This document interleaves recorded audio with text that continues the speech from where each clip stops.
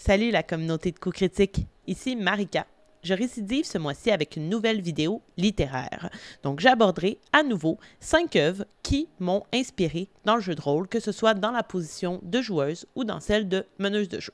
Peut-être que vous avez vu la vidéo précédente qui date d'il y a quand même quelques semaines. Si vous ne l'avez pas encore écoutée, ce n'est pas trop grave, il n'y a pas d'ordre dans lequel on doit les écouter. Donc allez-y, ou continuez celle-ci, peu importe. Mais sachez que ce sera un peu le même principe, à savoir, je vais d'abord présenter le résumé de l'œuvre que j'ai emprunté gratuitement sur le site Les Libraires. Et par la suite, je vais m'attaquer vraiment à un angle ou bien une force de ce qui a pu m'inspirer pour du jeu de rôle. Ne vous inquiétez pas, je ne me suis pas retenue durant ces semaines-là d'aborder d'autres œuvres, d'approcher d'autres œuvres qui ne répondent pas ou ne correspondent pas tout à fait à des critères qui pourraient répondre à un besoin en jeu de rôle. Mais parfois, quand même, on peut être surpris ou surprise par ce que peut nous offrir les œuvres qui, de prime abord, ne s'inscrivent pas dans le genre fantastique, science-fiction ou d'horreur. Donc, on ne sait jamais. Ce mois-ci, par contre, mon top est un peu plus près de ce qu'on pourrait dire de la fantasy, de la science-fiction. Ça répond un peu plus à ces genres-là, mais il demeure que parfois, on peut se laisser surprendre par autre chose. Donc, vous êtes prêts et prêtes à entendre mes 5 œuvres en commençant par nul autre que Annihilation de Jeff Vandermeer, la trilogie du Rempart Sud. Résumé. Notre expédition était la première à entrer dans la zone X depuis plus de 2 ans. En regardant ce paysage paisible, je ne pense pas qu'aucune d'entre nous n'en voyait encore la menace. La zone X, mystérieuse, mortelle, et en expansion. 11 expéditions soldées par des suicides, meurtres, cancers foudroyants et troubles mentaux. 12e expédition. 4 femmes, 4 scientifiques seuls dans une nature sauvage. Leur but, ne pas se laisser contaminer, survivre et cartographier la zone X. L'apport de notre subconscient dans la force de notre création est souvent sous-estimé. J'avais vu le film, l'adaptation de l'œuvre de Jeff Vandermeer, il y a quelques années et j'avais bien apprécié ce film. Puis, il y a quelques mois, naît dans l'esprit de Félix et moi cette idée qui a évolué en le récit audio de La Membrane que vous pouvez écouter sur la chaîne. Et c'est justement l'un de nos auditeurs, Vincent. Je te salue, c'est ton nom sur Facebook, je n'ai pas de nom de famille, mais merci à toi, qui a mis sous mon regard la ressemblance entre les œuvres de cet auteur et l'écriture de La Membrane. Puis lorsque j'ai lu son commentaire, ça m'a totalement frappée. Évidemment que j'avais été fortement inspirée par mon écoute du film, et ce, même si ça datait de plusieurs années. J'ai donc suivi son conseil et j'ai plongé dans la version écrite de cette histoire étrange. L'une des premières choses que j'ai remarquées durant ma lecture, c'est l'instauration habile d'une ambiance précise. Annihilation, c'est d'abord l'installation d'une atmosphère, celle de la zone X, singulière, unique, incomparable. On le fait minutieusement dans l'intention de nous faire ressentir ce que cela suscite d'être amené à découvrir cette contrée pratiquement inexplorée. On cherche à nous ancrer solidement à l'aide d'une description qui est hyper précise et qui en passe par tous les sens. Donc, on va vraiment tenter de solliciter votre vue, évidemment, votre odorat, votre ouïe. On va vraiment tenter de vous immerger dans cette ambiance, dans ce lieu qu'est la zone X. Or, malgré cette rigueur dans la description, on sait très peu de choses finalement dans le roman Annihilation, tome 1. Je n'ai pas encore lu les 2 suivants de la trilogie. Et bien que cela puisse déplaire à plusieurs, parce que ça peut être frustrant à la longue d'être dans l'inconnu, moi, c'est ce qui m'a fait vivre de réelles émotions. C'est qu'on demeure toujours ou presque dans l'incertitude car on nous présente énormément d'éléments qui sont non identifiables.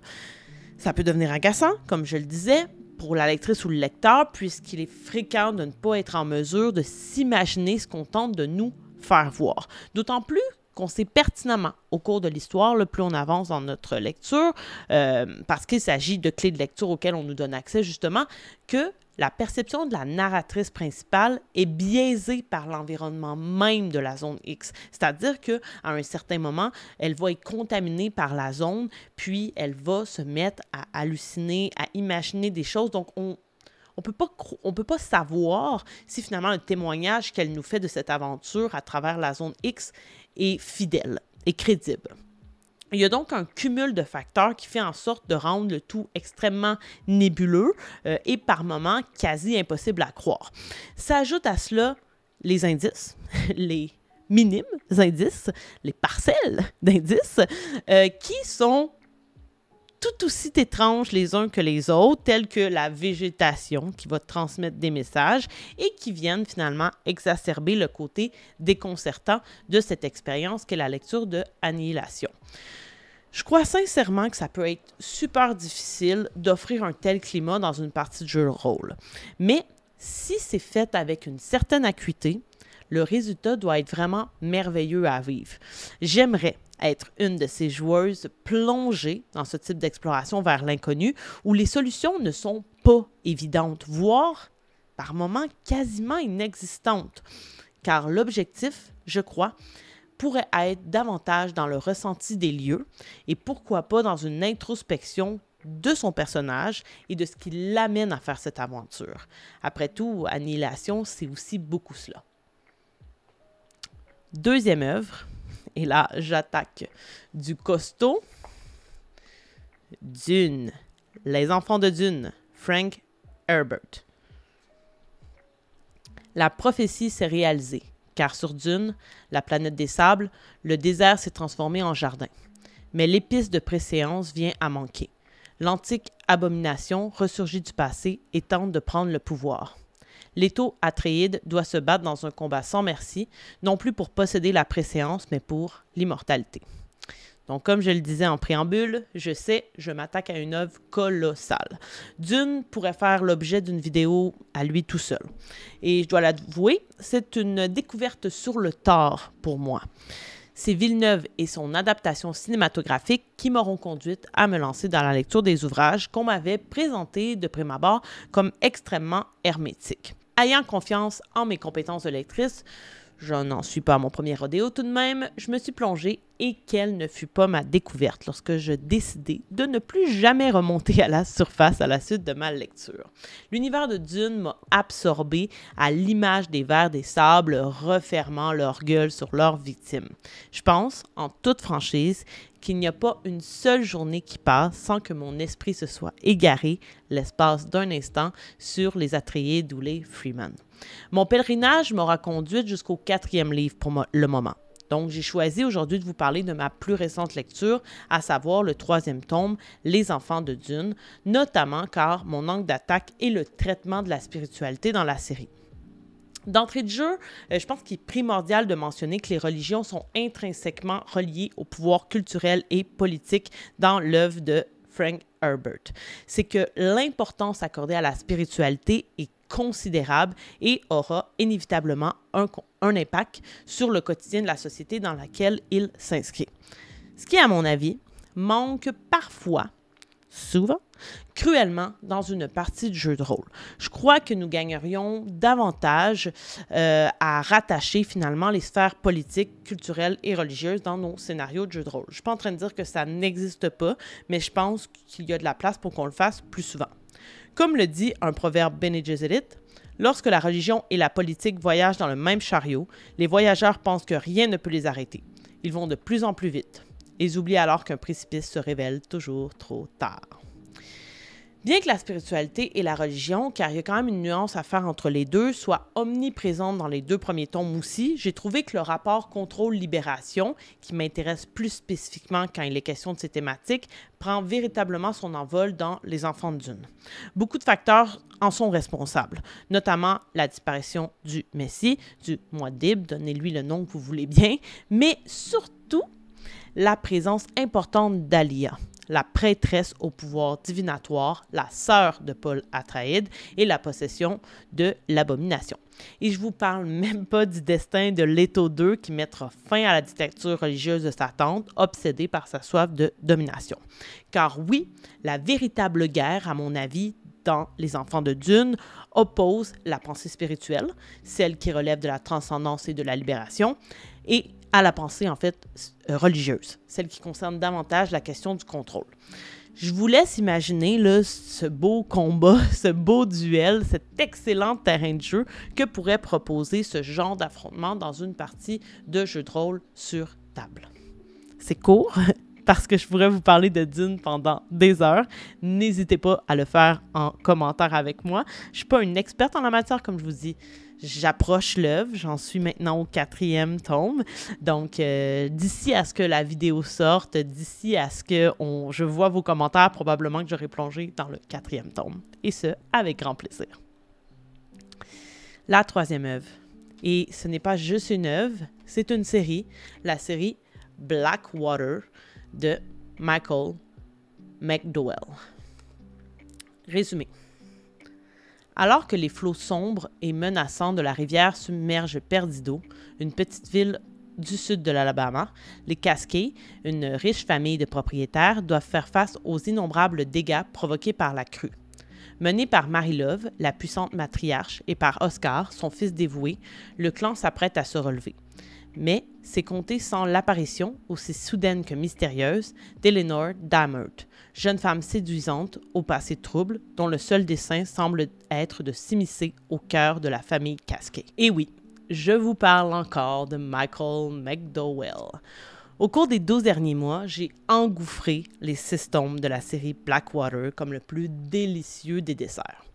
Petite anecdote, je n'avais aucune idée de qui était cet auteur ou de son œuvre avant mars 2023. Par la suite, en faisant des recherches, en m'intéressant à lui parce que je suis tombée complètement en amour avec sa plume, j'ai appris que c'était le scénariste de Beetlejuice, de L'étrange Noël de Monsieur Jack. Donc bon, finalement, je connaissais l'homme, mais pas nécessairement à travers sa plume romanesque. C'est en fait uniquement la couverture de l'ouvrage qui avait titillé mon œil. Comme vous pouvez voir, c'est magnifique. C'est les éditions Alto qui ont repris finalement ces livres, qui les ont traduits et qui ont fait des couvertures aussi ouvragées jolies.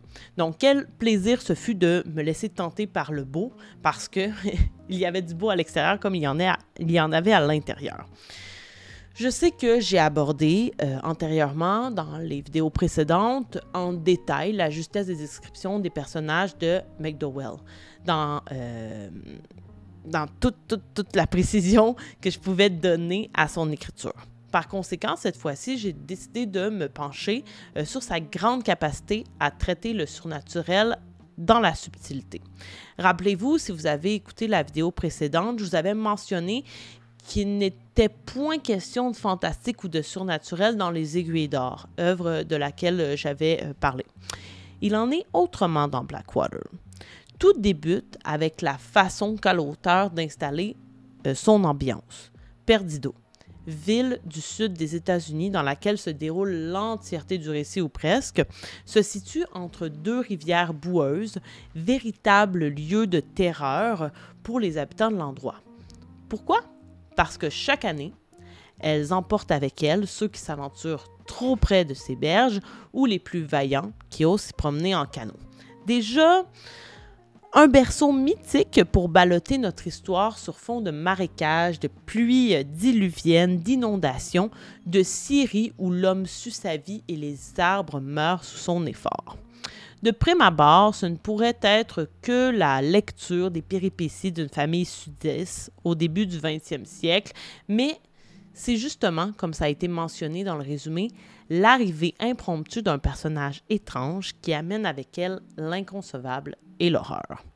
À l'image de son entrée au sein du clan Cascade, Eleanor, de par sa présence, couvre l'histoire de mystères à coups de baignade quotidienne dans la Blackwater, où je vous rappelle, les gens se noient très souvent, de morts savamment orchestrées, de lecture du futur et de retenues miraculeuses de la crue, véritable menace du roman. Des romans, en fait. La finesse dans le glissement entre le subtil, naturel et l'horreur du tout donné à voir est assez épatante chez McDowell. Je crois qu'il faut beaucoup s'inspirer de ça en tant que maître de jeu. En effet, il y a quelque chose de particulièrement angoissant dans le fait de mettre ici et là des éléments qui font sourciller les joueuses et les joueurs sans pourtant prouver la présence de l'anormal. Le mot qu'il faut mettre de l'avant, c'est « suggérer ». C'est un beau défi que je me lance, car la suggestion stimule l'imagination de ceux qui n'ont pas accès à tout. Et puis, bang! La surprise par le dévoilement dans la violence, qui est parfois très graphique dans Blackwater. La chute, elle est vertigineuse, elle nous donne le tournis, tel un emportement de force dans un tourbillon de rivière, qu'elle soit de Perdido ou pas. C'est exactement là que je veux amener mes joueuses et mes joueurs au plus profond des choses, mais lentement, très lentement. Je vous conseille fortement la série Blackwater. J'étais un peu déçue dernièrement puisque quelqu'un à qui je l'avais conseillé n'a pas beaucoup aimé ça, notamment à cause qu'on la présente comme une œuvre fantastique ou une œuvre d'horreur. Mais je tiens à spécifier que c'est de façon très subtile. Et en fait, moi, je trouve que c'est sa grande force et que ça rend les moments surnaturels encore plus épatants et terrifiants, en fait.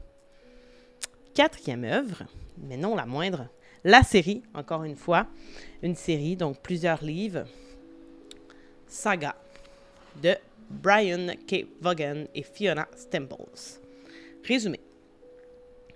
Un univers sans limite, peuplé de tous les possibles, une planète, clivage, perdue dans la lumière froide d'une galaxie mourante.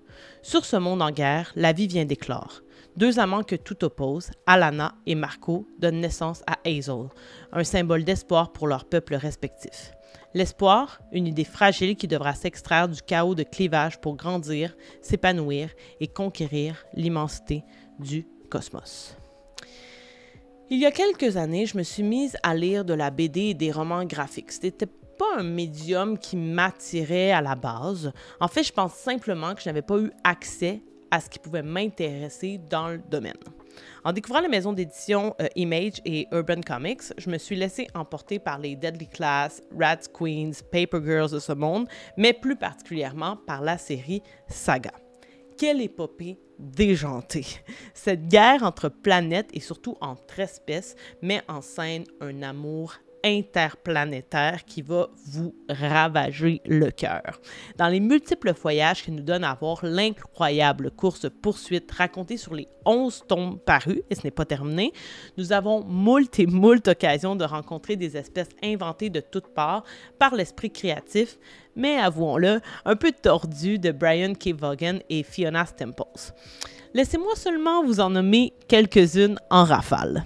Les ailés de continent, les cornus de couronne, les chats détecteurs de mensonges, les hommes robots à tête d'ordinateur, les fantômes babysitters, et j'en passe. Point besoin de vous dire à quel point cette pléthore de spécimens peut être inspirante pour le jeu de rôle. Il est aisé de s'imaginer piger dans cette panoplie de choix pour le personnage que nous allons incarner, notamment car chacune des espèces vient aussi avec son lot de particularités qui pourraient facilement prendre la forme de talent ou de don sur notre fiche de personnage, par exemple. On va justement essayer de penser à quelques-unes des espèces que j'ai mentionnées. Donc, les chats détecteurs de mensonges qui détiennent la capacité, comme le nom le dit, de reconnaître un menteur dès qu'il se présente à eux. Super intéressant. Il y a aussi les cornus de couronne, donc Marco, personnage principal, fait partie de cette espèce-là, qui, eux, ont accès à une magie ancestrale issue de leur peuple. Qui plus est, ces différentes colonies ou tribus, elles entretiennent des liens divers les unes avec les autres. Évidemment, cela participe à nourrir l'univers géopolitique et social qu'un auteur tente de mettre en place, tout comme espère bien le faire un maître de jeu en créant son monde. Finalement, le dernier point que j'aimerais aborder rapidement est l'étonnante course-poursuite qui se déploie sur plus d'une dizaine de tomes. C'est long quand même, 10 tomes. D'une part, c'est vachement épatant qu'une pourchasse avec autant d'ampleur nous tienne en haleine sur un laps de temps aussi long. Et d'autre part, c'est impressionnant de constater qu'elle demeure cohérente et plausible malgré tous les bouleversements qui vont finalement surgir en cours de route. Je crois que si une meneuse ou un meneur de jeu parvenait à élaborer un scénario racontant une course-poursuite ayant comme trame de fond quelque chose d'aussi grande envergure et proposerait une aventure inégalable à son groupe de joueurs particulièrement chanceux. Finalement, je terminerai avec Silo de Hugh Howey. Résumé. Dans un futur post-apocalyptique indéterminé, une communauté d'hommes et de femmes a organisé sa survie dans un silo souterrain géant. Du monde extérieur devenu hostile, personne ne sait rien, sinon que l'atmosphère y est désormais irrespirable. Les images de mauvaise qualité relayées par d'antiques caméras, montrant un paysage de ruines et de dévastation balayé de vents violents et de noirs nuages, ne semblent laisser aucune place à l'illusion. Pourtant, certains continuent d'espérer. Ces individus, dont l'optimisme pourrait s'avérer contagieux, représentent un danger potentiel. Leur punition est simple. Ils se voient accorder cela même à quoi ils aspirent, sortir. J'ai lu ce roman expressément pour m'inspirer dans le cadre de l'un de mes projets de jeu de rôle qui s'ancrera dans un univers post-apocalyptique. Cherchant des idées, j'ai écrit sur un groupe de lecture de fantasy et de science-fiction sur Facebook et la communauté me l'a bien rendu en me conseillant cette œuvre. Bien qu'elle ne réponde pas à mon besoin immédiat puisqu'elle se déroule dans un silo à huis clos, j'ai bien apprécié l'atmosphère d'isolement. Je crois d'ailleurs que c'est ce qui engendre l'une des plus grandes forces du roman, à mon avis, à savoir la gestion des complots et des secrets. De prime abord, il faut comprendre que le récit se déroule dans un silo qui est constitué d'une centaine d'étages, habités respectivement par certains individus, souvent classés par leur fonction, en fait, ou leurs emplois. Par conséquent, la circulation de l'information peut être très lente, voire volontairement retenue. Et c'est ça qui est particulièrement intéressant. Dans un environnement semblable, la paranoïa sur les complots possibles devient rapidement chose du quotidien. C'est d'ailleurs ce qui déclenche chez certaines personnes ce besoin pressant de sortir du silo, car ils se mettent à croire à une énorme conspiration fomentée par des concitoyens de leur propre silo, des hauts gradés qui demeurent dans les étages supérieurs, ayant accès à des renseignements privilégiés. Déjà, le mystère portant sur cette vérité pourrait se révéler être quelque chose d'intéressant à exploiter dans une partie de jeu de rôle. Est-ce que cette rumeur est vraie? Est-ce pure élucubration? Est-ce que le jeu en vaut la chandelle? Car tenter de dévoiler ce secret apporte son lot de conséquences, notamment une possible mort prématurée à la sortie du silo. Inévitablement, à la lecture, des scénarios ont pris vie dans ma tête. Et là, je me suis mise à penser à toutes sortes de mises en scène. Ici, chaque joueuse et joueur appartenait à un palier détenant des informations diverses et que le but, c'était de les rassembler afin d'avoir vue sur l'entièreté du tableau. Mais si on ajoute à ça une autre couche, si l'un des paliers, ou plusieurs, entretenaient des mauvaises relations avec un autre et que là, les deux se retrouvaient face à face dans une prise de décision, qu'est-ce que ça donnerait? Donc, je vous laisse imaginer les scènes mémorables que cela pourrait donner à voir et à vivre dans une partie de jeu de rôle, des conflits internes, sociaux et géopolitiques notamment, probablement des batailles dans les cages d'escalier du silo. Je pense que ça pourrait être particulièrement mémorable. Voilà, donc c'était mon top 5 plutôt rapide de ce qui a pu m'inspirer dans les dernières semaines dans le jeu de rôle. Encore une fois, je vous invite à m'écrire, vous, quelles sont vos lectures du moment, qu'elles vous inspirent ou pas. Toujours heureuse de parler avec vous de littérature. Dans quelques semaines, lorsque le temps m'aura permis de lire à un bon rythme, en plus que bientôt je serai en vacances, étant enseignante, j'aurai toutes mes journées pour lire, je ferai peut-être à nouveau un petit top 5 de ce qui m'inspire. Vous pouvez aussi me proposer de donner des suggestions de lecture. Vous voyez, Vincent m'a inspiré cette fois-ci et ça me fera plaisir de faire un retour et d'en parler avec vous. D'ici là, je vous invite à mettre un petit pouce sur cette vidéo. Vous pouvez également nous suivre sur Facebook, Instagram et si jamais vous n'avez pas dépensé tout votre argent de poche à la librairie, je vous invite également à nous soutenir sur Patreon pour du contenu exclusif et en avance. D'ici là, je vous souhaite bonne lecture et on se retrouve dans quelques semaines. Bye tout le monde!